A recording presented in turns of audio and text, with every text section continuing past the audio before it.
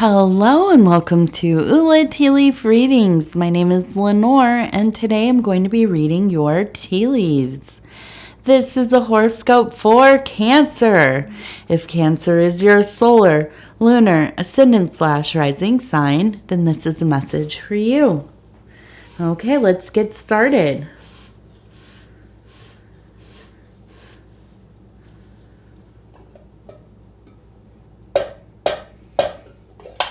Okay, let's see what these tea leaves have to say tonight. Okay. It's quite an image already. All right.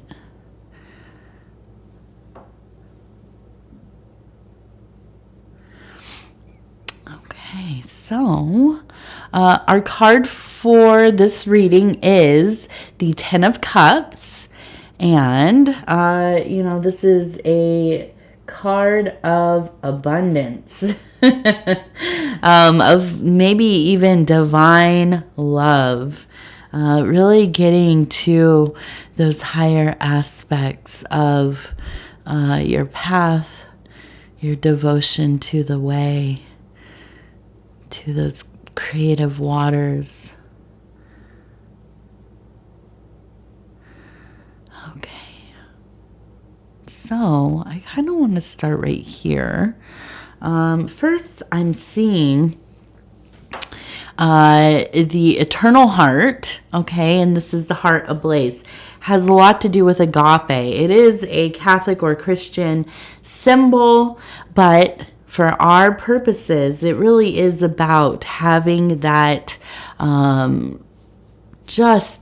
intense love, ecstasy, union with the universe, with the divine, with your chosen deities, or non. It doesn't have to be deities, of course. But whatever it is, there is a sense of beloved there. Okay, just really enthralled by this connection. I think that really, ultimately, this is the thing that really kind of leads you through your life. I think that this is something that you have known since you were young. You are somebody who could see kind of beyond the veil, behind this, the curtain, the veneer was no, trick to you. You've always been very in touch with that kind of divine thing woven into all things. I wouldn't be surprised if you spent a lot of time by yourself when you were young.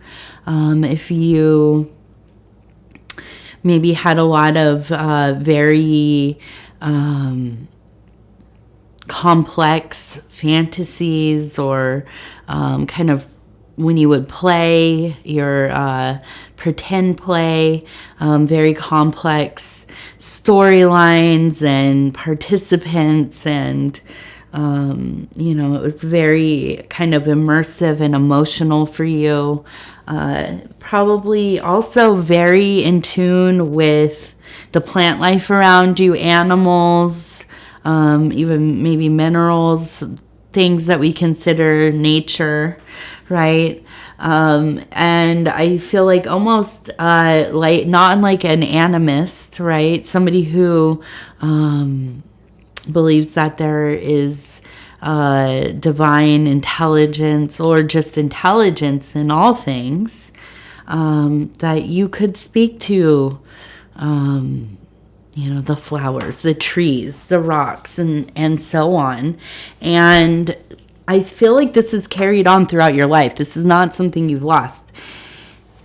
Maybe not as intense at times, okay? But you are coming back into a part of your experience your journey where this is really intensified. It's like you've walked through a portal or a gateway or something, and it's really amplified. It seems very, very strong. Now, I also see that you have gotten to the top of the summit, a large peak here, a mountain, and you obviously have been doing the work. Okay. And I think that, this has not been an easy time for you these last few years. This last year, maybe there's been a little bit more light in your life. Things kind of maybe falling into place, but not just out of happenstance. You've been working hard to get them there. And you really are succeeding. You're at the top of that mountain. And now, getting up there, kind of looking down on everything, gaining this deep perspective. The question is, what are you going to do next? What are you going to do with all of this? And it's interesting because I'm looking at this, right beneath. And I keep thinking of somebody who's lying down. There's their foot, their arm, and the head. And then above here we have the crescent moon and Venus. Okay. So I feel like this is almost like if you've ever seen images of astral travel or the silver cord, even out of body experiences, near-death experiences, this kind of thing. I feel like you are really having some, probably even lucid dreams, but you are definitely having some visions. You are having some profound dreams. You are traveling outside of yourself, or at least you're perceiving it to feel that way. It might be interior travel as well. But it's really in this this Venus and lunar alignment that it is so potent. Okay. And I can't help but think that it must be that you have done a lot of work in this interior space or in this astral space, because it seems very prominent. And actually, in my mind, as I'm looking at this, it's very much highlighted that you are getting to a point where you are able to really do work there, and it is manifesting in your physical world. And I think this has a lot to do with why you have been more successful in this last year or so.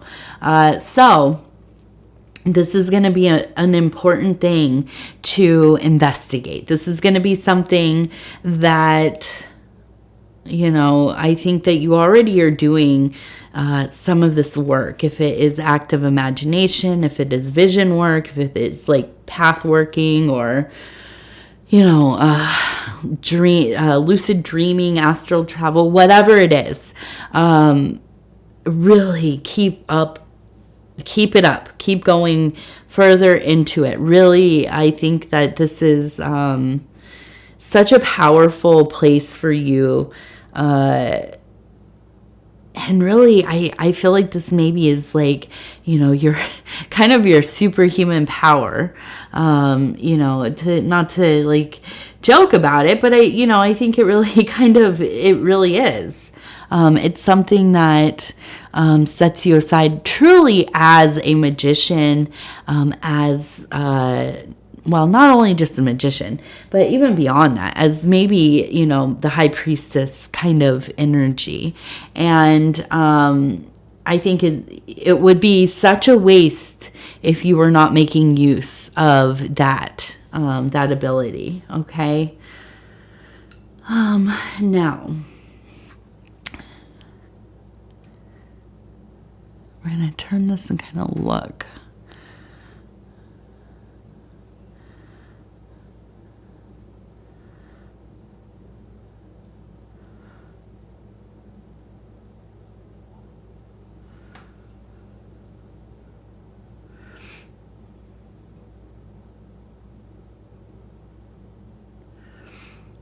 Okay, so we have some letters, but they don't, it doesn't really make sense. But we have an M.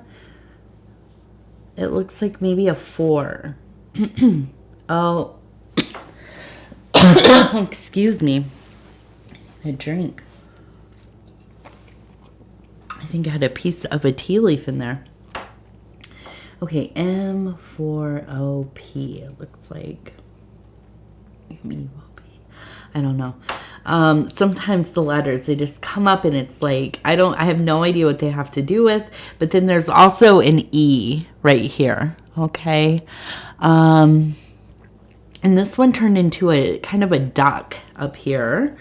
And I feel this strong relationship in this reading here to that high priestess. And I look at this and I think and we have these smaller people here kind of coming up to this energy. And it really is kind of the initiation by that most sacred divine consciousness.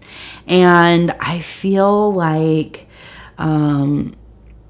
oh goodness, it's such an embrace to you. I feel like you're in this place in your life where you're I don't know how to explain this without divulging too much of my own work, but I had an experience with what I consider a goddess, right? And in a session of plant medicine. And when I met her, she was kind of, I could not see her clearly, but she had this kind of golden aura to her. She opened up, if you could imagine one of those old, kind of turn of the last century, theaters, very kind of ostentatious, gold, beautiful embellishments and kind of real gaudy and stuff. And it was kind of like something like this. And when she kind of opened the curtain for me to look, was showing me all of these processes of things, being seeded and growing and flourishing, and then coming past their prime, and then kind of coming to their end, and then the seeds falling away from them, and then dying down and dissolving, and kind of the scene of the process of just all kinds of different plants and animals and so on. And it was very beautiful. It was overwhelming. It was kind of it had such a holistic wholeness, but also kind of very almost, what is the word? Not morbid, but it was just, I wasn't sad about it, but it felt like, okay, I understand, it comes and it goes and it disperses, and then it comes together again and it goes, and so on. So when I see the high priestess, especially when she's initiating these smaller beings, I can't help but think of this kind of almost earthy, the mother kind of showing the build and destroy, and the finite nature of things coupled with the infinite, right? The dispersion of things, going into other things, reforming into many, many, many things over a landscape that never ends. And so I look at this and I think, there is a sense of, what do you do with all of this, but float in it like a little leaf atop the stream, right? Kind of succumb to it all, and let it take you where it does. And so, I believe that you are just really in a time of great introspection, of great knowing, of great spiritual travel. Okay. And I think that this is a time to take advantage of these feelings, these impulses, these impressions, the inspirations that are just being gifted to you. With that duck, I feel, it is really the luck. The luck that you have received. It has kind of fallen in your lap to be in this alignment, and it is a beautiful thing. Make use of it. And I keep thinking as I am hearing this in my mind, if I'm visualizing it, it is really that you have to take advantage of this before before the sadness comes again. And I'm talking to a Cancer, so I understand there is this element of melancholy that really affects you, not unlike a Cancer, even maybe a Pisces, but there's something almost grand about the loneliness of a Cancer person. And not to say that that's any kind of weakness, but it just kind of is. It is. There's a very singular quality to most Cancers. And when you are in this kind of position of perceiving the togetherness of all things, it is not the usual for you. Okay, you might know, intellectually, or, you carry this idea with you as a belief, as an understanding, but it doesn't mean that you always feel this way. Okay, it's not always active. So while you're in it, go swimming, right? Go swimming in it. Enjoy it, and remember it. Write it down. Make videos. Make audio of it. Whatever. So you can have a little glimpse when, when that other thing comes back. Okay, so you don't forget.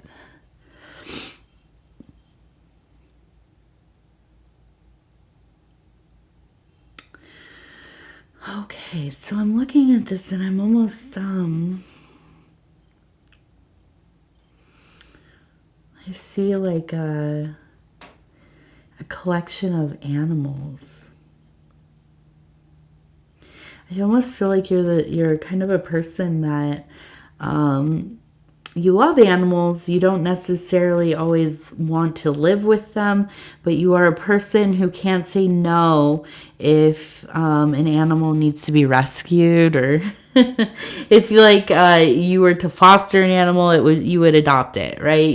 There's no way that you're gonna let that baby go anywhere else. So I feel like there's this sense of taking care of animals, and there's a lot of meaning for you in that. I feel like it is something that feels important. It feels it is wrapped into your identity in some ways, but there are connections, past and maybe present, but definitely in the future, where it's almost like, you relate to these different kinds of animals more closely than any human, that you have really, you have some really meaningful relationships with your companions, animal companions. And, I don't know. I think it's a beautiful thing. And I think it's something that, as you get older, you just really have leaned into it, I don't know. That's just what came up for me. All right. So we're going to use the Dreamer's deck, 40 affirmations for pursuing your dreams from the I Know collection. And I'm going to go ahead. I'm going to go through, stop where it feels right. And we're going to flip it and read it together. It says, I know that my dreams are bigger than my fears. I am going to take risks. Yeah, I like that. Maybe in this time of great connection, it is. Some risks must be taken. Okay, Cancer, I'm going to go ahead and say thank you so much for spending this time with me. It is always such an honor to be able to bring these messages to you. If you would be so kind as to like the video, it helps the channel so much. And if you haven't subscribed yet, please think about doing that. You can hit the little bell. It'll let you know when the next videos are coming out. And what else do we have? I don't know. What was I going to say? I'm trying to think. Oh, yes, the comments. If you would like to use a comment or if you would like to leave a comment, please do. I read them all. They mean so much to me. Thank you for putting up with me. It's my last reading of the night, and I am ready for bed. Really. Now starting to prepare for the holidays. We're having a holiday this weekend, and that should be fun. So I hope you all, if you want to share about what you will be doing, please do. In the comments, I'll probably make a post asking as well. And yeah, so lots of love to you. We will talk in just a few days.